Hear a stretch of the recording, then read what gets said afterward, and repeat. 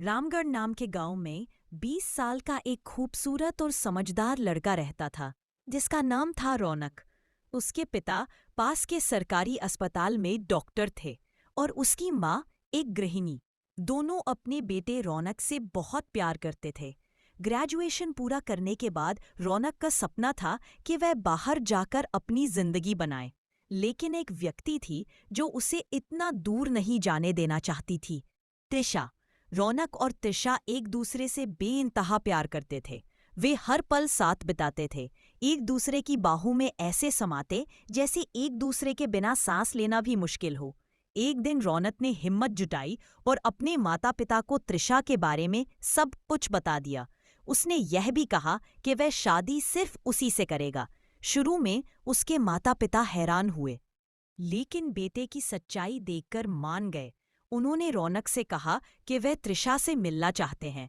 यह सुनकर रौनक की खुशी का ठिकाना नहीं रहा। अगली सुबह वह दौड़ता हुआ त्रिशा के पास गया और उसे सब कुछ बता दिया। लेकिन उसकी हैरानी तब और बढ़ गई जब उसने देखा कि त्रिशा उदास और खोई हुई लग रही थी। जब रौनक ने वजह पूछी तो वह कुछ नहीं बोली। बहुत बार पूछने के बाद आखिरकार उसने वो शब्द कहे जिन्होंने रौनक को पूरी तरह तोड़ दिया। हमें एक दूसरे से दूर होना होगा, हम अब साथ नहीं रह सकते। रौनक सुनकर टूट गया। वह उसके लिए सब कुछ छोड़ चुका था और अब वही उसे छोड़ रही थी। आंखों में आंसू लिए वह उसके पैर पकड़कर बोला कि वह उसे ना छोड़े, लेकिन त्रिशा बार बार वही शब्द दोहराती रही। न उसके स्वर में नरमी थी, न चेहरे पर दया। आखिर में वह मुड़कर चली गई और रौनक पार्क की जमीन पर टूटकर रोता रह गया। टूटे दिल के साथ रौनक घर लौटा और अपने माता पिता को सब बता दिया। वे भी सदमे में थे, पर उस रात उन्होंने इस बात को वही खत्म कर दिया, क्योंकि उन्हें भी समझ नहीं आया कि त्रिशा अचानक क्यों बदल गई। कुछ दिनों बाद रौनक विदेश चला गया।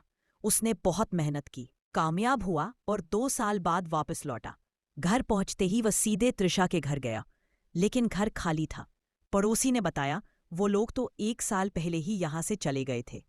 रौनक फिर कभी त्रिशा को नहीं देख पाया, लेकिन आज भी वह उसे याद करता है।